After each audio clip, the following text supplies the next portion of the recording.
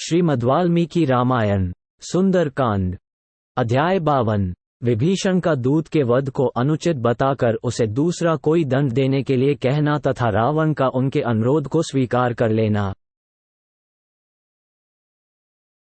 वानर शिरोमणि महात्मा हनुमान जी का वचन सुनकर क्रोध से तमतमाए हुए रावण ने अपने सेवकों को आज्ञा दी, इस वानर का वध कर डालो। दुरात्मा रावण ने जब उनके वध की आज्ञा दी तब विभीषण भी वहीं थे। उन्होंने उस आज्ञा का अनुमोदन नहीं किया क्योंकि हनुमान जी अपने को सुग्रीव एवं श्रीराम का दूत बता चुके थे। एक ओर राक्षसराज रावण क्रोध से भरा हुआ था, दूसरी ओर वह दूत के वध का कार्य उपस्थित था। ये सब जानकर यथोचित कार्य के संपादन में लगे हुए विभीषण ने समयोचित कर्तव्य का निश्चय किया। निश्चय हो जाने पर वार्तालाप कुशल विभीषण ने पूजनीय ज्येष्ठ भ्राता शत्रुविजयी रावण से शांतिपूर्वक ये हितकर वचन कहा। राक्षसराज, क्षमा कीजिए, क्रोध को त्याग दीजिए, प्रसन्न होइए और मेरी यह बात सुनिए। ऊंच नीच का ज्ञान रखने वाले श्रेष्ठ राजा लोग दूत का वध नहीं करते हैं। वीर महाराज, इस वानर को मारना धर्म के विरुद्ध और लोकाचार की दृष्टि से भी निंदित है। आप जैसे वीर के लिए तो ये कदापि उचित नहीं है। आप धर्म के ज्ञाता, उपकार को मानने वाले और राजधर्म के विशेषज्ञ हैं, भले बुरे का ज्ञान रखने वाले और परमार्थ के ज्ञाता हैं। यदि आप जैसे विद्वान भी रोष के वशीभूत हो जाए तब तो समस्त शास्त्रों का पांडित्य प्राप्त करना केवल श्रम ही होगा। अतः शत्रुओं का संहार करने वाले दुर्जय राक्षसराज, आप प्रसन्न होइए और उचित अनुचित का विचार करके दूत के योग्य किसी दंड का विधान कीजिए। विभीषण की बात सुनकर राक्षसों का स्वामी रावण महान कोप से भरकर उन्हें उत्तर देता हुआ बोला।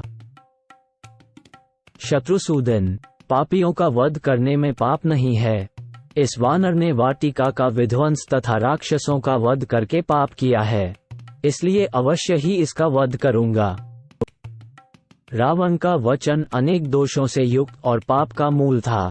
वो श्रेष्ठ पुरुषों के योग्य नहीं था। उसे सुनकर बुद्धिमानों में श्रेष्ठ विभीषण ने उत्तम कर्तव्य का निश्चय कराने वाली बात कही। लिंकेश्वर, प्रसन्न होइए। राक्षसराज, मेरे धर्म और अर्थ तत्व से युक्त वचन को ध्यान देकर सुनिए। राजन, सत्पुरुषों का कथन है कि दूत कहीं किसी समय भी वध करने योग्य नहीं होते। इसमें संदेह नहीं कि यह बहुत बड़ा शत्रु है, क्योंकि इसने वो अपराध किया है जिसकी कहीं तुलना नहीं है। तथापि सत्पुरुष दूत का वध करना उचित नहीं बताते हैं। दूत के लिए अन्य प्रकार के बहुत से दंड देखे गए हैं। किसी अंग को भंग या विकृत कर देना, कोड़े से पिटवाना, सिर मुड़वा देना तथा शरीर में कोई चिन्ह दाग देना, यही दंड दूत के लिए उचित बताए गए हैं। उसके लिए वध का दंड तो मैंने कभी नहीं सुना है। आपकी बुद्धि धर्म और अर्थ की शिक्षा से युक्त है। आप ऊंच नीच का विचार करके कर्तव्य का निश्चय करने वाले हैं। आप जैसा नीतिज्ञ पुरुष कोप के अधीन कैसे हो सकता है, क्योंकि शक्तिशाली पुरुष क्रोध नहीं करते हैं। वीर, धर्म की व्याख्या करने, लोकाचार का पालन करने अथवा शास्त्रीय सिद्धांत को समझने में आपके समान दूसरा कोई नहीं है। आप संपूर्ण देवताओं और असुरों में श्रेष्ठ हैं। पराक्रम और उत्साह से संपन्न जो मनस्वी देवता और असुर हैं, उनके लिए भी आप पर विजय पाना अत्यंत कठिन है। आप अप्रमेय शक्तिशाली हैं। आपने अनेक युद्धों में बारंबार देवेश्वरों तथा नरेशों को पराजित किया है।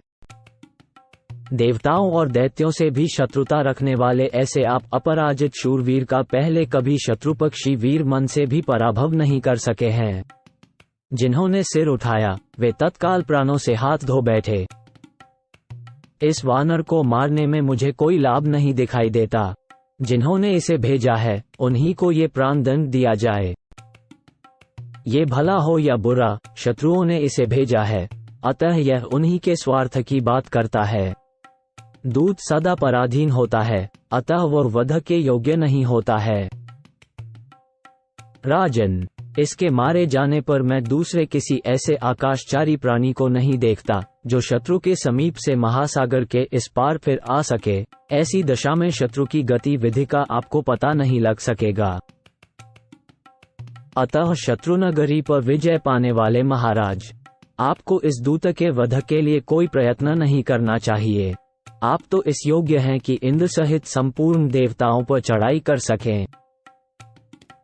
युद्ध प्रेमी महाराज, इसके नष्ट हो जाने पर मैं दूसरे किसी प्राणी को ऐसा नहीं देखता जो आपसे विरोध करने वाले उन दोनों स्वतंत्र प्रकृति के राजकुमारों को युद्ध के लिए तैयार कर सके। राक्षसों के हृदय को आनंदित करने वाले वीर, आप देवताओं और दैत्यों के लिए भी दुर्जय हैं। अतः पराक्रम और उत्साह से भरे हुए हृदय वाले इन राक्षसों के मन में जो युद्ध करने का हौसला बढ़ा हुआ है, उसे नष्ट कर देना आपके लिए कदापि उचित नहीं है। मेरी राय तो ये है कि उन विरह खसे विकलचित राजकुमारों को कैद करके शत्रुओं पर आपका प्रभाव डालने, दबदबा जमाने के लिए आपकी आज्ञा से थोड़ी सी सेना के साथ कुछ ऐसे योद्धा यहाँ से यात्रा करें जो हितैषी, शूरवीर, सावधान, अधिक गुण वाले, महान कुल में उत्पन्न, मनस्वी, शस्त्रधारियों में श्रेष्ठ, अपने रोष और जोश के लिए प्रशंसित तथा अधिक वेतन देकर अच्छी तरह पाले पोसे गए हों। अपने छोटे भाई विभीषण के इस उत्तम और प्रिय वचन को सुनकर निशाचरों के स्वामी तथा देवलोक के शत्रु महाबली राक्षस राज रावण ने बुद्धि से सोच विचार कर उसे स्वीकार कर लिया।